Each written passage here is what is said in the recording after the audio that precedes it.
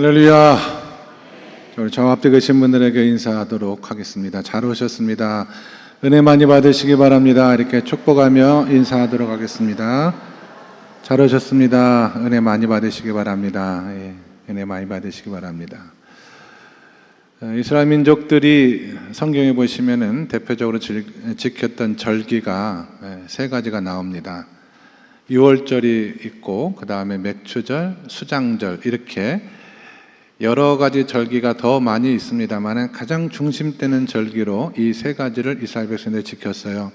유월절은 이집트라고 하는 나라에서 이 백성들이 노예 살 때 하나님의 인도를 따라 이제 약속의 땅으로 건짐받는 그런 사건을 기념하는 절기입니다. 그래서 민족의 시작이 유월절에 있기 때문에 이스라엘 백성들은 1월 첫째 주를 한 해의 시작을 유월절로 삼아서 하나님 앞에 예배를 드렸습니다. 대략 한 1년의 절반쯤 지나가는 중간에 맥추절이라고 하는 절기를 이 사람들이 지켰거든요.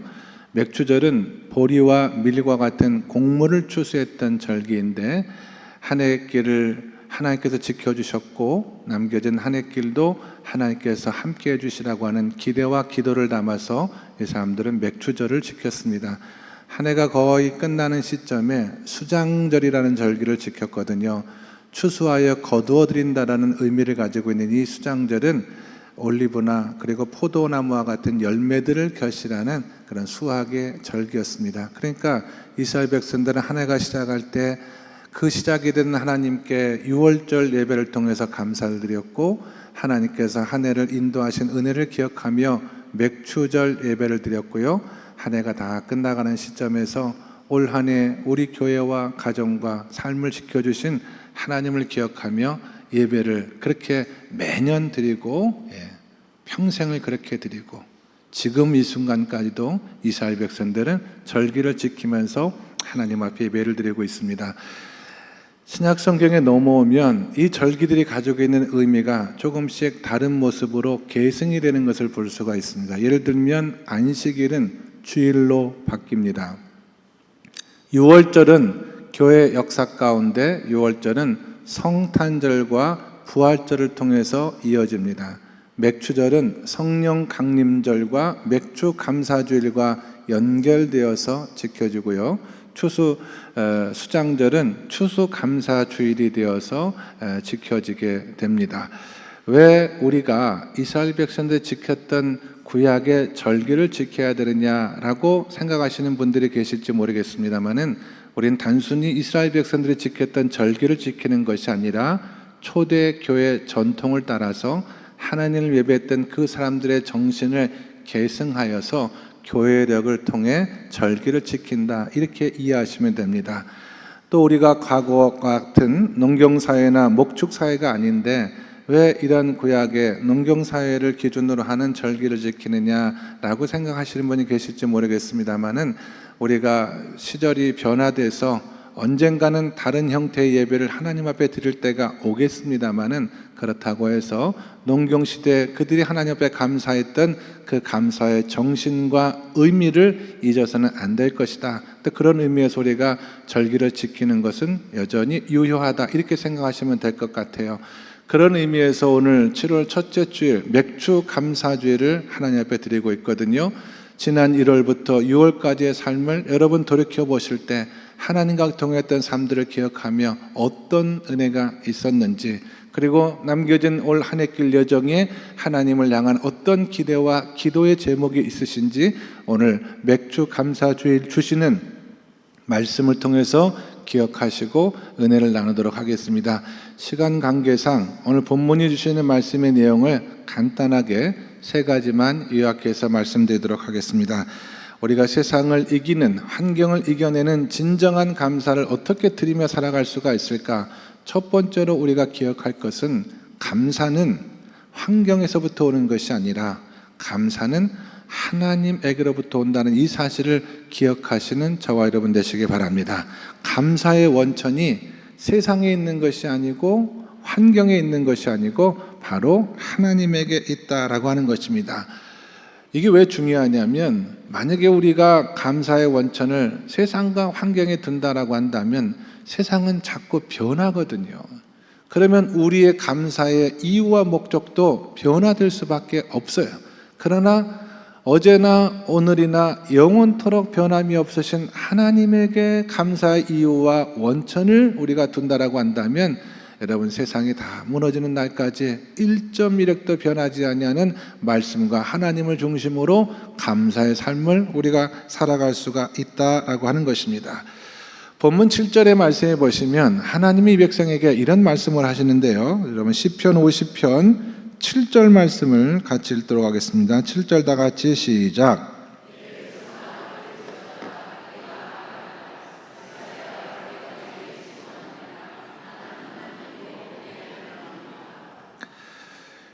하나님께서 직접 이스라엘 백성들에게 나는 너희의 하나님이다 라고 하는 이 말씀을 하셨어요. 사실 이 말씀을 모르는 이스라엘 백성들은 없죠. 하나님이 우리의 하나님이 되신다라고 하는 것을 모르는 사람들이 어디 있겠습니까? 그럼에도 불구하고 왜 하나님께서 굳이 내가 너희의 하나님이다 라고 하는 이 말씀을 하셨냐면, 이 말씀을 듣는 이스라엘 백성들이 입으로는 하나님이 우리 하나님입니다 라고 고백할지는 몰라도 마음의 중심에서는 하나님을 잊고 하나님 없는 삶을 살았기 때문에 하나님께서 이 말씀을 하신 거예요. 어떻게 하냐면 22절의 말씀을 보시면 하나님이 이 이스라엘 백성들을 뭐라고 부르셨냐면 하나님을 잊어버린 너희여 라고 하는 말씀이 시편 50편 22절에 나오거든요. 그러니까 하나님을 잊어버린 거예요. 여러분, 머리로 아무리 하나님에 대한 이야기를, 하나님에 대한 설교를, 하나님에 대한 말씀을 많이 들었다라고 할지라도 내 마음의 중심에서 그 하나님이 나의 하나님이 되어주지 못한다라고 한다면 그는 하나님을 모르는 것과 같고 하나님을 잊어버린 것과 같다라고 하는 것입니다. 그렇게 하나님을 모르는 심령과 하나님을 잊어버린 심령 후에 어떻게 하나님을 향한 진실된 감사가 있을 수가 있겠느냐, 그 얘기를 하는 거예요. 예를 들면 이런 것입니다. 이스라엘 백성들이 출애굽의 여정 가운데 광야 생활을 40년 지나가지 않았습니까? 우리는 그들이 힘든 광야 생활을 지나갔던 이유가 광야라고 하는 척박한 환경에 있다라고 얼핏 생각하기가 쉬워요. 광야라고 하는 아무것도 없는 그곳을 40년 동안 지내면서 얼마나 고생이 많았을까, 그렇게 생각하기 쉬운데 사실 그게 이유는 아니라고 생각을 합니다. 왜냐하면 아무리 광야라고 하더라도 하나님께서는 그들을 만나와 메추라기로 먹여주셨고 목이 마를 때는 반석을 명하여 물을 내어주셨을 뿐만 아니라 낮에는 구름 기둥과 밤에는 불 기둥으로 그들의 삶을 인도해 주시고 보호해 주신 하나님이다 라고 성경은 기록을 하고 있어요. 그럼에도 불구하고 왜 이스라엘 백성들은 밤낮 없이 그렇게 하늘을 향해서 불평을 일삼았느냐? 하나님을 보지 아니하고 광야만 봤기 때문에 그래요. 하나님을 바라보지 아니하고 환경만 바라보았기 때문에 그렇습니다. 반대의 경우도 있을 수 있잖아요. 여러분, 다윗은 사울이라고 하는 왕에게 쫓겨서 참 오랜 광야 생활을 보냈던 장본인이었습니다. 억울했죠. 억울하게 누명을 써가지고 사울왕의 눈을 피해서 도망 다니는 가운데 아둘람 굴에 숨어서 지내는 때도 많았고, 너무나 자기와 따르는 백성들이 배고파서 먹을 것이 없어서 성전 제사장만 먹을 수 있는 진설병을 구걸해서 얻어먹을 정도로 그렇게 형편없는 삶을 살았음에도 불구하고 다윗은 하나님을 원망하지 않았어요.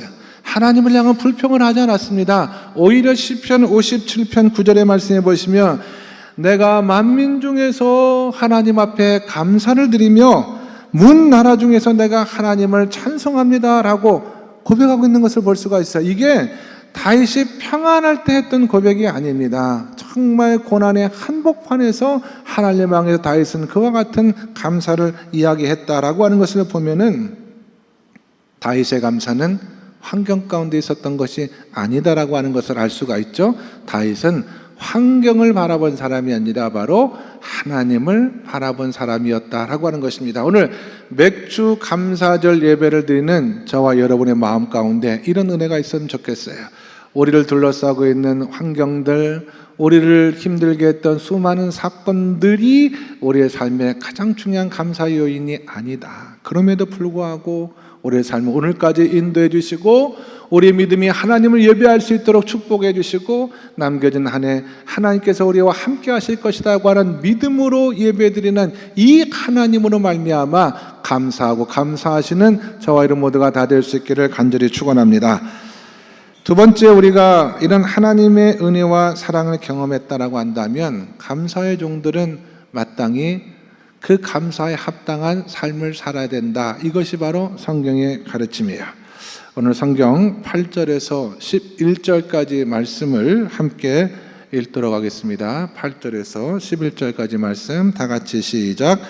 나는 내 재물 때문에 너를 책망하지는 아니하리니 내 번제가 항상 내 앞에 있음이로다. 내가 내 집에서 숫소나 내 우리에서 순염소를 가져가지 아니하리니 이는 산림의 짐승들과 뭇 산의 가축이 다 내 것이며 산의 모든 새들도 내가 아는 것이며 들의 짐승도 내 것이미로다. 아멘. 무슨 말이냐? 이스라엘 백성들은 하나님께서 베푸신 은혜와 사랑에 감사하는 마음을 가지고 하나님께 보답을 드려야겠다라고 할 때 가장 먼저 생각하는 것이 소를 잡고 염소를 잡아서 제물로 하나님 앞에 드리는 것이 하나님에 대한 보답이다 생각을 했다는 거예요. 그런데 하나님 말씀하시기를, 야, 내가 소의 고기를 먹고 염소의 피를 마실 수가 있겠느냐? 세상에 있는 모든 것이 다 내 것인데 내가 너희가 제물을 드리고 염소를 드리고 숫소를 드린다고 해서 그거 기뻐하겠느냐? 내가 진짜 바라고 원하는 것이 있다. 그것은 제물이 아니라 너희들의 삶이다. 이 얘기를 하는 거예요. 제물만 드리지 말고, 제물만 드리면 우리는 하나님을 향한 감사 예배를 다 드렸습니다라고 생각했던 이스라엘 백성들을 향하여 하나님 말씀하시기를, 제물도 중요하지만 나는 너희들의 마음을 원하고 그 감사에 응당한 삶을 살아가는 너희들의 모습을 보길 원한다라고 하는 것이 바로 이 말씀 속에 담겨져 있는 하나님의 생각이라고 하는 것입니다. 여러분, 우리가 은혜 받는 것은 너무나 귀해요. 성도는 은혜를 받아야 돼. 은혜를 받아야 감사의 삶을 살아갈 수가 있습니다. 그러나 그 받은 은혜가 우리 감사의 삶 속에서 응당 나타나지 않는다라고 한다면 그 은혜는 우리에게 머물러 있는 것이고 하나님의 영광에까지는 이르지 못한다라고 하는 것이 말씀의 뜻이거든요. 세상 사람들은 하나님을 어디서 보느냐? 성도들의 삶을 통해서 하나님을 보아요. 그래서 성도들의 삶이 은혜에 합당한 감사의 삶이요, 진실된 삶이라고 한다면 세상 사람들은 성도들의 모습을 통하여 하나님 앞에 영광을 돌린다 이 말입니다. 오늘날 한국교회가 은혜 받는 데는 저는 실패하지 않았다 생각을 해요. 교회 안에 은혜는 넘치거든요. 그럼에도 불구하고 왜 세상에 하나님 앞에 영광을 돌리는 그런 교회가 되어지지 못했느냐? 그 은혜 받은 이스라엘 백성들처럼 그냥 은혜에 대한 제물만, 은혜에 대한 예배만 하나님 앞에 드렸지 그 은혜에 합당한 삶을 세상 속에서 살아가지 못했기 때문에 세상에 아직 하나님의 영광이 충만하지 아니하고 하나님의 영광이 세상 속에서 우리를 통해서 드러나는 것이 아니라 오히려 하나님의 이름이 세상에서 망신을 당하는, 여러분, 항상 그리스도인의 삶에 대한 이야기를 할 때 제가 빠짐없이 소개하는 이야기가 마하트마 간디라고 했던 사람의 이야기거든요. 이 사람은 유학 시절에 성경을 읽고 하나님을 향한 깊은 은혜를 경험한 사람이었습니다. 특별히 마태복음의 말씀, 산상수훈의 말씀을 읽고 내가 내 민족 인도의 백성들을 구하고 내 남겨진 삶은 이 말씀 가운데 세워야겠다, 교회의 문을 두드린 사람이었어요. 그러나 당시 교회는 유색인종이었던 마하트마 간디를 핍박했습니다. 그래서 마하트마 간디가 했던 유명한 말이, 나는 예수님을 너무너무 사랑하지만, 예수님을 너무너무 나는 사랑하지만 나는 기독교인들은 사랑할 수가 없다. 그들은 결코 사랑할 수가 없다라고 하는 말을 남겼어요. 만약 그가 그리스도 예수를 말씀하여서 발견했던 그 은혜가 성도들의 합당한 감사의 삶을 통해서 연결되었다라고 한다면 오늘날 세계에서 두 번째로 구원받을 사람들이 많아야 돼. 그 인도가 어떻게 변화되었을지는 모르는 겁니다. 이 말은 많은 성도들이 하나님 앞에 은혜는 받았지만 마땅히 그 은혜에 합당한 감사의 삶을 세상 속에서 살아들이지 못함으로 하나님의 영광에 이르지 못했다라고 하는 것을 우리에게 증언한다라고 한다면, 저는 올 한 해 남겨진 절반의 시간을 저와 여러분의 감사의 영으로 충만하여 믿음으로 살아가실 때 세상에 있는 많은 사람들에게 우리 감사의 삶을 통해서 하나님의 영광이 일어날 수 있도록, 하나님은 우리에게 사랑을 말씀하셨는데 우리의 삶 가운데 사랑 대신에 미움이 자리하고 있고, 하나님은 우리에게 진실된 삶을 가르쳐 주셨는데 우리의 삶 가운데 거짓과 위선의 삶이 넘쳐나며, 하나님 우리에게 사랑과 긍휼과 용서의 삶을 말씀해 주셨는데 우리가 세상을 정죄하고 심판하고 판단하는 삶을 살아갈 때는 하나님의 영광이 나타날 수가 없다라고 하는 것이 오늘 말씀의 증언이라고 한다면, 내가 감사의 은혜를 기억하고 감사의 영으로 충만한 사람이 되어 세상 한복판에서 하나님의 영광이 나타날 수 있도록 내 삶을 통해서 감사를 실천하며 살아가겠다 다짐하고 결심하시는 저와 여러분 모두가 될 수 있기를 간절히 바랍니다. 마지막 세 번째로, 우리가 환경을 이기는, 세상을 이겨내는 감사의 삶으로 충만하여 올 한 해 길을 하나님과 함께 동행할 수 있길 원한다면 하나님의 능력을 믿어야 됩니다. 하나님의 이름의 능력을 신뢰해야 된다라고 하는 것입니다. 15절의 말씀은 우리에게 너무나 잘 알려진 말씀이에요. 15절의 말씀을 다 함께 읽겠습니다. 다 같이 시작.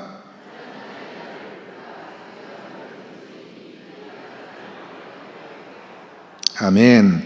환난 날에 나를 부르라. 내가 너를 건지리니 내가 나를 영화롭게 하리로다 라는 유명한 말씀이죠. 이 말씀은 일단 우리 삶 가운데 환난과 고통이 있을 수 있다라고 하는 것을 전제하고 있는 말씀이야.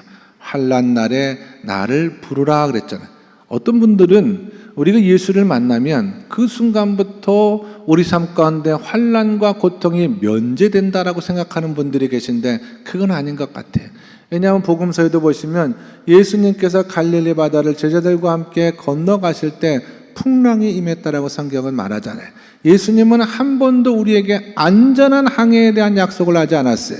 예수님은 무엇을 약속하셨느냐? 우리에게 안전한 폭우를 약속해 주셨습니다. 그 폭풍과 풍랑을 넘어 예수님과 함께 안전한 항구와 폭우에 도달할 수 있다라고 하는 것을 약속해 주셨기 때문에 우리 믿음의 성도들의 삶 가운데에도 풍랑과 환난과 고통은 있을 수가 있다라고 하는 거예요. 중요한 것은 풍랑이 있느냐 없느냐가 중요한 것이 아니라 그 풍랑, 환난 날에 우리에게 부를 수 있는 이름이 있느냐 없느냐, 이게 중요한 거예요. 우리가 환난의 한복판에서 붙들 수 있는, 부를 수 있는 그 이름을 갖고 있느냐 갖지 못하느냐, 이것이 매우 중요하다라고 하는 것입니다. 환난 날에 나를 부르라. 환난 날에 그리스도 예수의 이름을 믿고 내가 나를 부르면 내가 나를 건지리라고 하신 이 하나님의 약속의 말씀을 믿고 신뢰하는 저와 여러분 모두가 다 될 수 있기를 주님의 이름으로 간절히 축원합니다. 부를 수 있는 이름을 갖고 내가 그 이름을 부르면 주님 나를 외면하지 아니하시고 환난 가운데 나를 건져 주실 것이기에 대한 이 믿음이 있어야 우리는 감사의 삶을 살아갈 수가 있다라고 하는 것입니다. 제 인생 삶의 모든 시간을 통틀어서 하나님 없는 시간은 없었어요. 그러나 제가 하나님의 뜻 가운데 잠시 하나님을 부인하고 세상으로 나아간 때가 있었어요. 젊었을 적에 저는 하나님께서 이 세상을 구원하지 못하는 것을 보고 그때 그 현실을 보고 하나님을 떠난 적이 있었거든요. 그 다음에 제가 어떤 회사에 들어가서 몸으로 일을 하는 그런 시간을 꽤 오래 보냈었습니다. 험한 일을 했어요. 근데 그 험한 일 하는 가운데 죽음의 위기에 봉착한 적이 딱 한 번 있었습니다. 일하고 있는 곳이 굉장히 높았어요. 그냥 2층, 3층 이런 높이가 아니라 엄청나게 수십 미터 높은 곳에서 일을 하다가 갑자기 안전에 문제가 생겨가지고 그곳에 제가 떨어질 뻔한, 떨어지면 죽거든요. 저는 안 떨어졌는데 제 옆에 제가 일했던 기구들은 다 저 밑에 땅바닥으로 다 떨어졌어요. 그때 제가 하나님을 부인하고 떠났던 제가 그 절체절명의 순간에 아버지 하고 마음속 깊은 곳에서 소로 지르는 저의 모습을 제가 발견했거든요. 저는 하나님을 떠났지만 하나님을 날 떠나지 않았어요. 그 위기의 순간에서 제 마음속 깊은 곳에서 아버지 나를 살려주세요. 그 외침이 터졌고 하나님은 나를 살려주셨어요. 그러나 후유증은 있어요.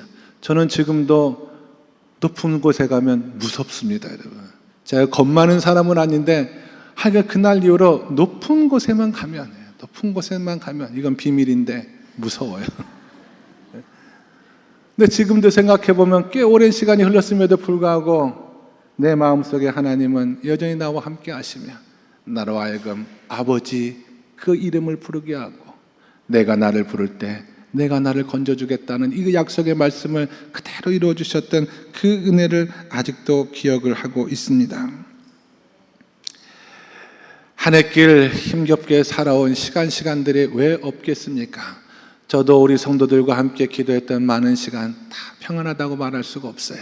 그리고 남겨진 한 해 길도 만만치 않을 것이라 저는 분명히 예상을 합니다. 그럼에도 불구하고 우리가 하나님 앞에 감사할 수 있는 가장 큰 이유 가운데 하나가 우리에게는 부를 수 있는 이름이 있고 우리가 그 이름을 부르면 하나님은 우리를 건져주시는 하나님이시기 때문에 우리가 어떤 환경 가운데 있을지라도 다윗처럼 바울처럼 그 하나님 앞에 감사의 이유를 붙들고 살아가는 하나님의 자녀다라고 하는 놀라운 은혜가 있다라고 하는 것입니다. 2025년도 맥주 감사절 예배를 하나님 앞에 드리고 그 은혜를 기억하며 남겨진 한 해 길 여정을 걸어가는 저와 여러분에게 오늘 이 말씀에 큰 은혜가 있어서 하나님의 이름을 붙들고 어떤 환경 속에서도 우리가 힘들면 힘들수록 더 크게 하나님의 이름을 부르고 어렵고 고통스러운 상황이 더 우리에게 있다고 할지라도 더 하나님의 이름을 힘있게 찬송하며 우리를 건져주시고 우리와 함께 하시고 마지막 소원의 항구로 인도하시는 그 하나님 앞에 깊이 감사하시는 우리 성도님들 다 될 수 있기를 예수 그리스도의 이름으로 간절히 축원합니다.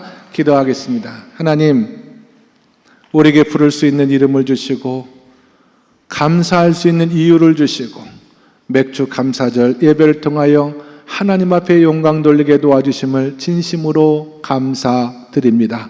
하나님께서 함께 하시면 우리 삶 가운데 능치 못할 일이 없는 줄로 믿사오니 이 말씀을 통해서 주님 앞에 더욱더 큰 감사와 찬양과 영광을 돌려올 수 있는 머릿속에 모든 주의 종들과 섬기는 가정과 자녀와 건강과 일터가 될 수 있도록 하나님 축복하여 주시옵소서. 예수 그리스도 이름 받들어 기도드리옵나이다. 아멘.